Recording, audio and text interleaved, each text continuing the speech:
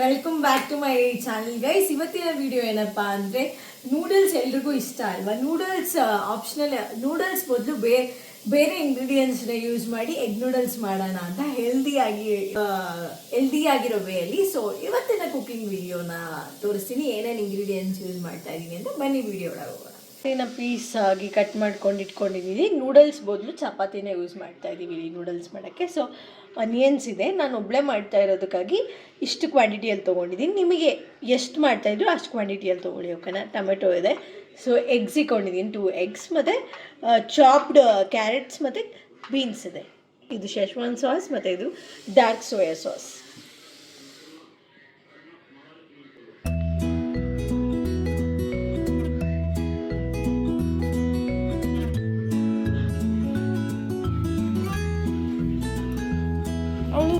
So PAN already heat ಆಗಿದೆ, ಸ್ವಲ್ಪ oil ಇಟ್ಕೊಳ್ಳೋಣ.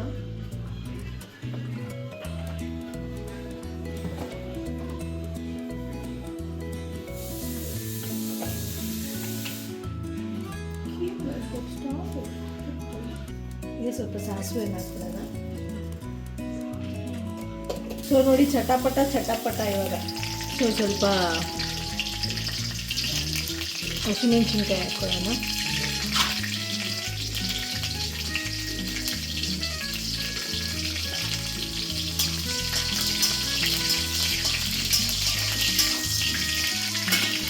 ಸೊ ಯಾಕೆ ಈ ಥರ ಬಾಣಲಿ ತೊಗೊಂಡಿದ್ದೀನಿ ಅಂದರೆ, ಇದ್ರಲ್ಲಿ ಮಾಡಬೇಕಾದ್ರೆ ನೂಡಲ್ಸ್ ಇನ್ನೂ ಚೆನ್ನಾಗಿರೋ ಟೇಸ್ಟ್ ಕೊಡುತ್ತೆ.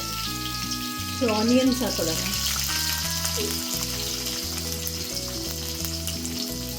ಸ್ವಲ್ಪ ಕ್ವಾಂಟಿಟಿಯಲ್ಲಿ ಮಾಡೋದ್ರಿಂದ ನಾನು ಕಡಿಮೆ ಆನಿಯನ್ಸ್ ತೊಗೊಂಡಿದ್ದೀನಿ. ಸ್ವಲ್ಪ ಗೋಲ್ಡನ್ ಬ್ರೌನ್ ಆಗೋತಂತ ನಾನು ಒಬ್ಳಿಗೆ ಮಾಡ್ಕೊತಾ ಇದ್ದೀನಿ. ಸೊ ಅದಕ್ಕೆ ನಾನು ಕಮ್ಮಿ ಕ್ವಾಂಟಿಟಿಯಲ್ಲಿ ಮಾಡ್ಕೊತಾ ಇದ್ದೀನಿ. ಆನಿಯನ್ ಹಾಕಿದ ತಕ್ಷಣ ಸ್ಮೆಲ್ ನಿಜವಾಗ್ಲೂ ಚೆನ್ನಾಗಿ ಬರ್ತಲ್ಲ, ನನಗಂತೂ ಆ ಸ್ಮೆಲ್ ಸಖತ್ ಇಷ್ಟ.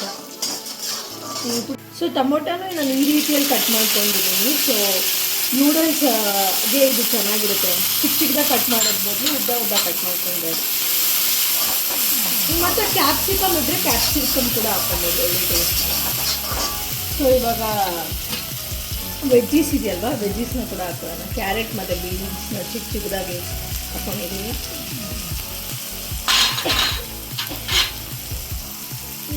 ನಿಮ್ಮ ಹತ್ರ ಕ್ಯಾಪ್ಸಿಕಮ್ಮು, ಕ್ಯಾಬೇಜ್ ಇದ್ದರೆ ಅದನ್ನು ಕೂಡ ನೀವು ಆ್ಯಡ್ ಮಾಡ್ಕೊಬೋದು, ಇನ್ನೂ ಟೇಸ್ಟ್ನ ಕೊಡುತ್ತೆ ನಿಮಗೆ.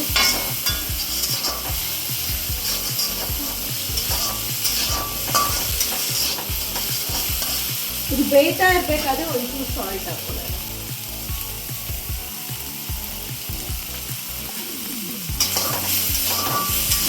ಸಾಲ್ಟ್ ಯಾಕೆ ಹಾಕೊಳ್ಳೋದು ಅಂದರೆ ಅದು ಬೇಗ ಬೆಂದೋಗುತ್ತೆ. ಯೂಶ್ವಲ್ ಆಗಿ ಸಾಲ್ಟ್ ಲೇಟಾಗಿ ಹಾಕೊಂಡ್ರೆ ಸ್ವಲ್ಪ ಲೇಟ್ ಆಗುತ್ತೆ ಬೇಯಕ್ಕೆ. ಸೊ ಸಾಲ್ಟ್ ಸ್ವಲ್ಪ ಬೇಗ ಹಾಕೊಳ್ಳೋದ್ರಿಂದ ಈಸಿ ಫಾಸ್ಟೆಸ್ಟ್ ವೇಸ್ಟಲ್ಲಿ ಬೆಂದೋಗುತ್ತೆ. ಚೂರು ಟರ್ಮರಿಕ್ ಹಾಕೊಳ್ಳೋದು, just for flavour and colour ಅಷ್ಟೇ.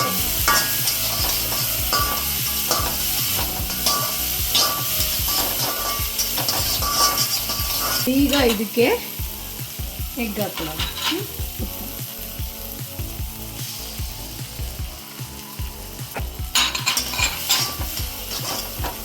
ಎಗ್ ನೂಡಲ್ಸ್ ಮಾಡ್ತೀವಲ್ಲ ಆ ಥರ. ಸೊ ಇದು ಕ್ಯಾರೆಟ್ ಇಟ್ಕೊಂಡಿದ್ದೀನಿ. ಯಾಕೆ ಕ್ಯಾರೆಟ್ ತೊಗೊಂಡಿದ್ದೀನಿ ಅಂದರೆ, ಇವಾಗ ನೂಡಲ್ಸ್ ನಾವು ವೀಡಿಯೋಸಲ್ಲೆಲ್ಲ ನೋಡಿರ್ತೀವಿ, ತುಂಬ ಹಾನಿ ಮಾಡುತ್ತೆ. ಸೊ ಒಂದು ನೂಡಲ್ಸ್ ತಿನ್ನಬೇಕು ಅನಿಸ್ದಾಗ ಈ ಥರ. ಆ್ಯಕ್ಚುಲಿ ಅದು ನಮ್ಮಮ್ಮ ನಾನು ನೂಡಲ್ಸ್ ಕೇಳಿದೆ, ಮಾಡಿಕೊಡಲ್ಲ ಅಂದರು. ಅದಕ್ಕೆ ನಾನು ಚಪಾತಿ ಮಾಡಿದೆ. ಸೊ ನನಗೆ ಈ ಐಡಿಯಾ ಬಂತು, ಚಪಾತಿಯಿಂದನೂ ನೂಡಲ್ಸ್ ಮಾಡ್ಬೋದು. ಸೊ ಇವಾಗ ಇದಕ್ಕೆ ಸ್ವಲ್ಪ soya sauce,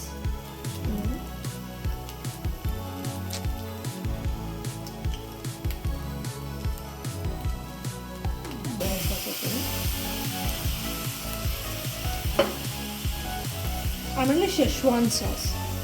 Schezwan sauce for spicy. ನನಗೆ ತುಂಬ ಸ್ಪೈಸಿ ಇಷ್ಟ. ಸೊ ನೂಡಲ್ಸ್ ಸ್ಪೈಸಿಯಾಗಿದ್ದಾಗ ಇನ್ನೂ ತಿನ್ನಬೇಕು ಅನಿಸುತ್ತೆ, ಅಷ್ಟು ಚೆನ್ನಾಗಿರುತ್ತೆ.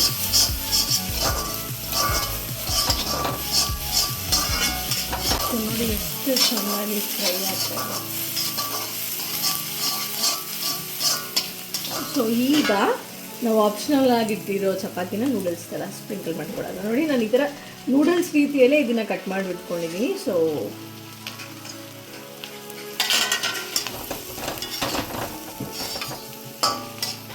ವಾವ್, ಎಷ್ಟು ಕಲರ್ಫುಲ್ಲಾಗಿ ಕಾಣಿಸ್ತಾ ಇದೆ ನೋಡಿ. ಮಾಡ್ತಾ ಇರಬೇಕಾದ್ರೆ ಬೇಗ ಬೇಗ ತಿನ್ನಬೇಕು ಅನ್ನಿಸ್ತಾ ಇದೆ.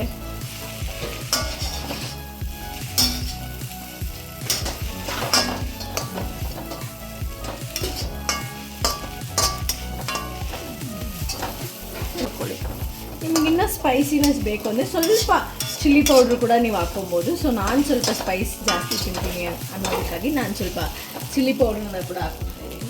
ಸೊ ಸ್ವಲ್ಪ ಚಿಲ್ಲಿ ಪೌಡರ್. ಸೊ ನೋಡಿ ಇಷ್ಟು ಸ್ಪೈಸಿಯಾಗಿರ್ಬೇಕು ನನಗೆ.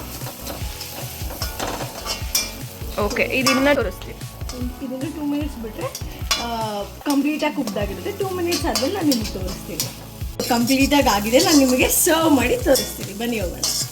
ಹಿಂಗಿನ ಅಂತ ನೋಡ್ಬೇಡಿ, ಮನೇಲಿದ್ರೆ ಎಲ್ಲರೂ ಆಲ್ಮೋಸ್ಟ್ ಹಿಂಗೆ ಇರ್ತಾರಲ್ಲ. ಸ್ವಲ್ಪ ನ್ಯಾಚುರಲ್ ಆಗಿ ತೋರಿಸಿ. ಯಮ್ಮಿ ಆಗಿರೋ ಒಂದು ಚಪಾತಿ ನೂಡಲ್ಸ್ ರೆಡಿ ಆಗಿದೆ. ನೋಡಿದ್ರೇ ತುಂಬ ಟೆಂಪ್ಟಿಂಗ್ ಆಗಿದೆ. ತಿಂದ್ಬಿಟ್ಟು ನಿಮಗೆ ಹೆಂಗಿದೆ ಅಂತ ಹೇಳಿ.